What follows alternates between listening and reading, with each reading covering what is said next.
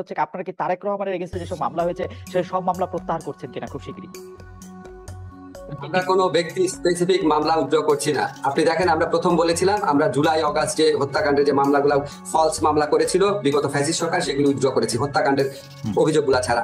Second ফেজে আমরা cyber security act যেটা আছে আমার মন্ত্রণালয়ের পক্ষ থেকে উদ্যোগ নিচ্ছি। আমরা এখানে স্পিচ অফেন্সের সাথে কম্পিউটার অফেন্সের পার্থক্য করছি। আমরা, আপনি জানেন, প্রত্যেকটা কেস দেখতে হচ্ছে টাইম লাগছে। স্পিচ অফেন্স বা কথা বলার অপরাধের জন্য যাদের বিরুদ্ধে অভিযোগ এসেছিল তাদের সমস্ত মামলা উইথড্র করা হবে। এখানে তারেক রহমান আছেন নাকি খালেদ আছেন এটা আমরা দেখবো না, আমরা ইস্যু ধরে ধরে করবো। এটা মন্ত্রণালয়ের অ্যাপ্রোচ। আরেকটা কথা বলি, আপনার মনে প্রশ্ন রাখতে পারে তাহলে হঠাৎ করে রোজিনা আর মাহমুদুর রহমান মান্ডারটা উদ্যোগ হলো কেন? প্রশ্ন করেছে। আচ্ছা, খালেদা জিয়াটা তো আপনার খালেদা জিয়ার মামলা উদ্যোগ করেছে পরে। প্রথমে আসছে রোজিনা আর মান্না ভাইয়েরটা। রোজিনা আর মান্না ভাই ওনারা দীর্ঘদিন সাফার করছিলেন, ওনারা পাসপোর্ট পাচ্ছিলেন না, বিদেশে যেতে পারছিলেন না। বিশেষ করে মাহমুদুর রহমান মান্না পাসপোর্ট পাচ্ছিলেন না। মাহমুদুর রহমান মান্না এখনো সংকটাপন্ন অবস্থায় হসপিটালে আছে। ওনার বিরুদ্ধে একটাই মামলা ছিল, ডিজিটাল সিকিউরিটি অ্যাক্টের মামলা ছিল, একটা আইনেই মামলা ছিল। ওনারা ব্যক্তিগতভাবে যোগাযোগ করেছেন এবং অনেক সাফারিংস এর মধ্যে দিয়েছেন। মান্না ভাইয়ের চিকিৎসা কাজ বন্ধ ছিল ওখানে।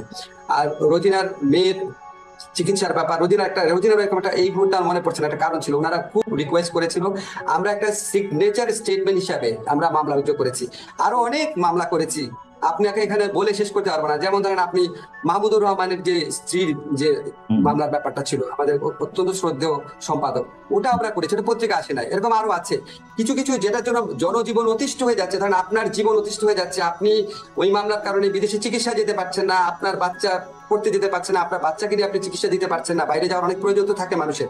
সেই সমস্ত ক্ষেত্রে আমরা অগ্রাধিকার, দুই একটা অনুরোধের ভিত্তিতে অগ্রাধিকার দিয়েছি। এখন খালেদ মানুষ তো ধরেন এই জিনিসগুলো বলে আমরা বোঝানোর চেষ্টা করেছি, আমরা সবকিছু করব, সমস্ত ইস্যু ওয়াইজ জিনিসগুলো করবো। ইস্যু ওয়াইজ করার ক্ষেত্রে আমরা ইস্যুটা একটা একটা করে ভাগ করছি। এই থার্ড ফেজে সাইবার সিকিউরিটি একটা মামলার পর থার্ড ফেজে আমার ইচ্ছা আছে আমাদের মন্ত্রণালয়ের পক্ষ থেকে মামলা উদ্যোগের ব্যাপার, কিন্তু আমাদের আর স্বরাষ্ট্র মন্ত্রণালয়ের পক্ষ থেকে একসাথে কাজ করতে হয়। থার্ড ফেজে আমরা গায়েবী মামলাগুলো উদ্যোগ করার চেষ্টা করবো, কারণ বাংলাদেশে একটা মামলার দীর্ঘ জট রয়েছে। গায়েবী মামলা উদ্যোগ হলে সেটার দিক থেকে লাভবান হবে। এবং আপনি জানেন এই গায়েবী মামলাগুলো এত অবিশ্বাস্য, এত হাস্যকর, এত গাঁজাখুরি ছিল, এটা উদ্যোগ না করা তো মহাপাপের মতো একটা ব্যাপার হবে। আমরা আপনাকে একটু বলি, আমরা ফেজ ওয়াইজ যাবো, ব্যক্তি ওয়াইজ যাবো না। ব্যক্তি ওয়াইজ যে দুই একটা ঘটনা দেখেছেন আপনি, এটা এক্সেপশন। বেগম খালেদা জিয়া একটা সেজন্য এক্সেপশন ছিল, তবে তারেক রহমান সাহেবের ক্ষেত্রে কোনো এক্সেপশন করা হচ্ছে না। বেগম খালেদা জিয়ার ক্ষেত্রে মামলা উদ্যোগের ব্যাপারটা আপনি কোনটা বলতে চাচ্ছেন? ওনার যে ক্ষমা করার ব্যাপারটা? জি, ক্ষমা করার ব্যাপারটা। বেগম খালেদা জিয়ার মামলায় যে বিচারটা হয়েছিল, সেই বিচার নিয়ে মিজানুর রহমান খান এবং আমি লিখেছিলাম। আপনাকে একটা জিনিস মনে করাই দিই, বেগম খালেদা জিয়ার মামলার শুনানিকালে উনি বিস্মিত হয়ে বলেছিল যে এতিমের টাকা আমি আত্মসাৎ করেছি, এক্সক্লেমেশন চিহ্ন। সেটাকে বিচারক লিখেছেন উনি এতিমের টাকা আত্মসাৎ করে নিজের মুখে স্বীকার করেছেন। আপনি চিন্তা করতে পারেন এই ধরনের বিচার হয়েছে ওনার ক্ষেত্রে। আরেকটা বলি আপনাকে, নিম্ন আদালত যে হাইকোর্ট যে সাজা দেয়, নিম্ন আদালত যে সাজা দেয়, সেটা আপনি কখনো শুনেছেন হাইকোর্ট বাড়িয়ে দেয়?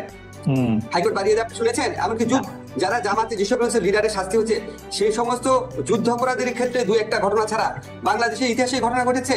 উনি শোনেন, পরে আমরা শুনলাম কি যেই বিচারক উনাকে জামিন দিয়েছিল দেখে ওনার হাইকোর্টে অ্যাপিলেট ডিভিশনে এলিভেশন বন্ধ রেখেছিল, শাস্তি বাড়ানোর পর উনাকে এলিভেট করা হয়েছে। আপনি জানেন গত আমলে কিভাবে বিচার হয়েছে।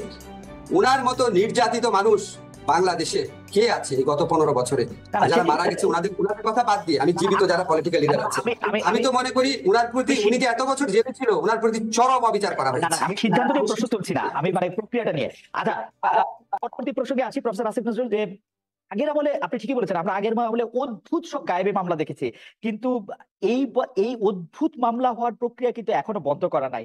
আমি একটু কাগজ দেখে বলি, আমার সুবিধা হয়, যে ক্রিকেটার সাকিব আল হাসানের বিরুদ্ধে মার্ডার কেসের মামলা হয়েছে, অভিনেতা জায়েদ খান, যেটি আমি আগে বলেছি, তার বিরুদ্ধে মামলা হয়েছে, বাফুফের সভাপতির বিরুদ্ধে মার্ডার কেস হচ্ছে, আগের সরকারের দুর্নীতিবাজ মন্ত্রী যার বিরুদ্ধে হতে পারতো গুছানো সুন্দর একটি দুর্নীতির মামলা বা মানি লন্ডারিং মামলা, তা না করে ঢালাওভাবে নিউ মার্কেটের একজন হকার হত্যা মামলাকে সবাই গ্রেফতার দেখানো হচ্ছে, এবং আদালতও সেই সব মামলায় কারো জামিন মঞ্জুর করছে না, ঢালাওভাবে রিমান্ড দিয়ে যাচ্ছে। পার্থক্যটা তাহলে কোথায় হলো প্রফেসর? আচ্ছা, পার্থক্যটা আপনাকে বলি। ধরেন আপনি, আমার এতগুলো নাম তো মনে থাকবে না, দুইজনের নাম মনে আছে, সাকিব, জায়েদ খান। যখন কেউ মামলা করে, মামলা করাটা মানুষের অধিকার, বুঝছেন? ব্যক্তিগতভাবে একজন মামলা করে দিল, সেই এই মামলাগুলা পুলিশ করে নাই। পুলিশ যদি করে তাহলে আপনি বুঝবেন রাষ্ট্র জড়িত আছে। এই মামলাগুলা ব্যক্তিগতভাবে করা হচ্ছে, 1 নাম্বার। 2 নাম্বার হচ্ছে মামলার কারণে, এই যে আপনি সাকিব বলে জায়েদ খান বলেন, unless you are a directly involve political figure, এই উনাদের ক্ষেত্রে কি কোনো গ্রেফতারের ঘটনা ঘটেছে? গ্রেফতার ঘটনা ঘটে নাই। যখন মামলা কোনো মানুষ করে আমরা বারবার বোঝানোর চেষ্টা করেছি, যখন আমরা পুলিশকে বলেছি মামলা যখন করছে আপনারা একটু বোঝানোর চেষ্টা করেন না কেন যে এই মামলাতে আপনারা যাদের বিরুদ্ধে অভিযোগ আনছেন তাদের কি আপনার সত্যি মানে বিশ্বাসযোগ্য কিনা অভিযোগটা। কারণ আমাদের যে আমাদের পিআরবিতে কিছু প্রভিশন আছে, হিয়ারসে ধরনের বা গুজব গুজব ধরনের মামলা হলে পুলিশ প্রাইমারি কথাগুলো জিজ্ঞেস করতে পারে। পুলিশ কাছ থেকে এবং এমনকি আদালতের কাছ থেকে আমরা যে তথ্য পেয়েছি, যারা মামলা করতে আসে তারা এত বেশি প্রেশার, ওইখানেও এক ধরনের মানে মব প্রেশার থাকে যে পুলিশের পক্ষে এবং কোনো কোনো ক্ষেত্রে আদালতের পক্ষে যারা বিগত ফ্যাসিস্ট রেজিমের আমলে যাদেরকে নিপীড়ক সংস্থাতে পরিণত করা হয়েছিল তাদের সেই মরাল কারেজ থাকে না এই উন্মত্ত জনতাকে কনফ্রন্ট করার জন্য। এগুলো ঘটনা প্রথম দিকে ঘটেছে, আমরা অনেক চেষ্টা করেছি, চেষ্টা করার পর এটা অনেক রিডিউস হয়েছে। আমরা একটা জিনিস সবাইকে বলার চেষ্টা করেছি, যেখানে এফআইআর মানেই গ্রেফতার না। আপনাকে আমি কিছু নাম বলবো না, বাট কিছু কিছু মানুষ যখন আমাদের সাথে যোগাযোগ করে যে এই মামলা তাদের বিরুদ্ধে হওয়ার কথা না, আমরা স্বরাষ্ট্র মন্ত্রণালয় আমরা একসাথে কাজ করি, আমরা আশ্বাস দেওয়ার চেষ্টা করি যে পুলিশ ক্রেডিবল তথ্য না পেলে আপনাদের গ্রেফতার করবে না। গ্রেফতারের খবরগুলো আপনারা পান কিন্তু গ্রেফতার করা হয় নাই এরকম অসংখ্য ঘটনা আছে।